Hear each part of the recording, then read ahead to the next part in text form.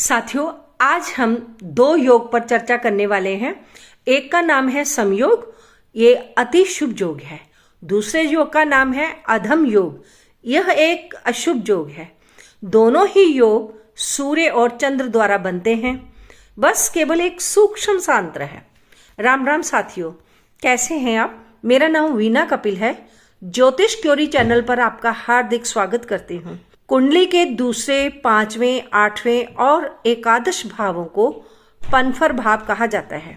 दूसरा भाव धन का, पंचम भाव संतान का, अष्टम भाव आयु का और एकादश भाव इच्छा पूर्ति का अर्थात लाभ से जुड़ा हुआ भाव है।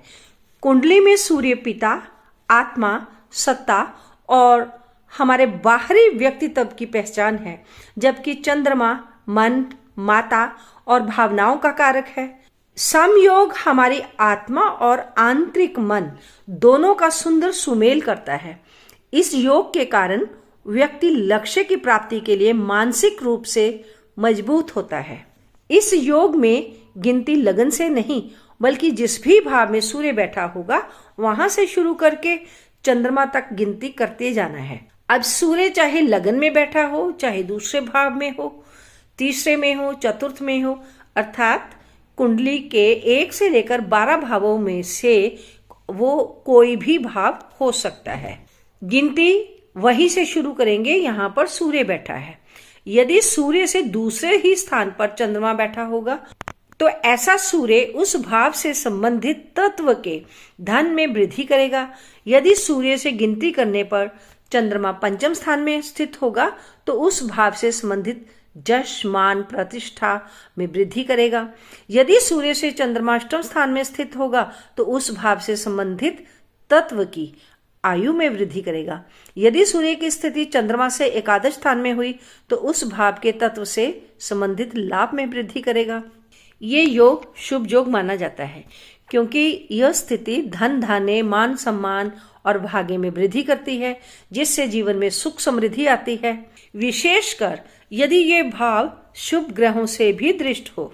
तो संक्षेप में सूर्य से चंद्रमा का पनफर स्थानों में 2, 5, 8 या 11वें स्थान में होना एक राजयोग जैसा फल देता है, जो व्यक्ति को जीवन में धन देता है, सुख देता है और सफलता भी दिलाता है। परंतु कुंडली में उस समय कोई बड़ा दोष नहीं होना चाहिए। जानकारी आपको अच्छी लगे तो कृपया वीडियो को लाइक और शेयर अवश्य कर दें ताकि किसी अन्य के काम भी आ सके। यदि आप अपने बारे में कुछ भी जानना चाहते हैं तो निःशुल्क सेवा का लाभ ले सकते हैं। आप केवल अपनी डेट ऑफ बर्थ भेजिए और व्हाट्सएप पर कांटेक्ट कर लीजिए। जब भी कमेंट आता है तो मैं सभी प्रश्नों का उत्तर अवश्य देती हूँ। कृपया आप उत्तर को जरूर चेक करें। अब बात करेंगे अधम योग की। अधम का शाब्दिक अर्थ तो है दुष्ट, गिरा हुआ या बुरा। सम योग के ये बिल्कुल विपरीत अधम योग है।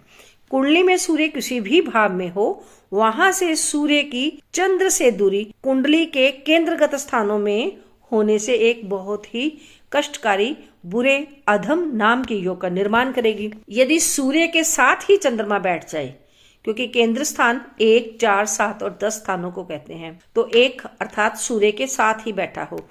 कुंडली में सूर्य के साथ ही अगर चंद्रमा हो तो अधम योग तो बनेगा ही, साथ ही साथ अमावस्या दोष भी उत्पन्न हो जाएगा। जब जब सूर्य चंद्र की दशाएं आएंगी तब तक जीवन में बहुत उथल पुथल होगी और परेशानी पैदा करने वाली होंगी। यदि किसी के कुंडली में अधम योग है तो कार्यों का अंत तक जाते जाते पूरा ना होना हो, मान सम्मान की कमी होती है। किसी के साथ कितनी भी जातक अच्छाई कर ले, लेकिन अंत में उसे तो बुराई ही मिलेगी। सुखों में कमी रहती है, व्यापार में कमी होती है, निराशाएं जीवन में आ जाती हैं, असफलता और फिर बिना ही कारण का संघर्ष, कार्य क्षेत्र में बाधाएं आती रहती हैं। यहाँ पर एक बात विचार करने की है, यदि कुंडली में सूर्य चंद्र बली हैं या शुभ प्रभाव में हैं, तब तो अधम योग इतना कष्टकारी नहीं होगा जितना मैंने अभी आपको बताया। किंतु परमात्मा ना करे किसी की कुंडली में लगन भी पीड़ित है और उसका सूर्य भी पीड़ित है और चंद्र भी पीड़ित है। जब ये तीनों ही पीड़ित होंगे तब ये अधम योग अपने नाम के अनुसार ही व्यक्ति के जीवन में बहुत अधिक उथल पुथल लाता है। लगन क्या है? लगन हम स्वयं हैं, अर्थात हमारा शरीर है। सूर्य हमारी अंतरात्मा है और चंद्रमा हमारा मन है। इस तरह शरीर, मन और आत्मा ये तीनों ही पीड़ित हो जाएंगे तो व्यक्ति के जीवन में कष्टकारी समय आना संभव है। कुंडली में लगन, सूर्य, चंद्र ये जितने अधिक निर्बल होंगे, कमजोर होंगे, पीड़ित होंगे, पाप ग्रहों से दृष्ट होंगे, जहाँ उनके ही साथ बैठे होंगे, जहाँ अपनी ही नीच राशि में बैठे होंगे, तो शरीर, आत्मा और मन तीनों ही अत्यंत कष्टकारी स्थिति में आ सकते हैं। तब इस योग का उपाय अवश्य करना पड़ेगा। ध्यान रहे कि कुंडली में सूर्य चंद्र आपस में पनफर स्थिति में है, अर्थात 2, 5, 8 और 11 भाव जितनी दूरी पर हैं, तब तो ये अत्यंत शुभ योग का निर्माण होगा। और दूसरी तरफ अगर यही सूर्य और चंद्रमा आपस में इकट्ठे बैठे हैं, अर्थात प्रथम स्थान पर ही हैं, या चतुर्थ स्थान पर हैं, सप्तम स्थान पर हैं और दशम भावों की उनमें दूरी है, तो अशुभ योग का निर्माण होगा। हालांकि केंद्र में होने से कुंडली बहुत पावरफुल लगती है, परंतु असल में ऐसा नहीं होता।